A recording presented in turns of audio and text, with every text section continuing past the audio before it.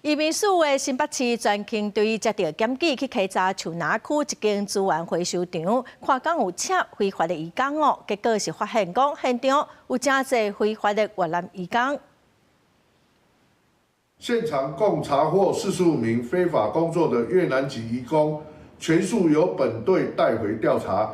其中15名失联移工将由移民署依法收容后遣送返国。 后续将依违反就业服务法、聘雇未经许可外国人等相关规定，将回收厂负责人函送新北市政府劳工局依法裁罚。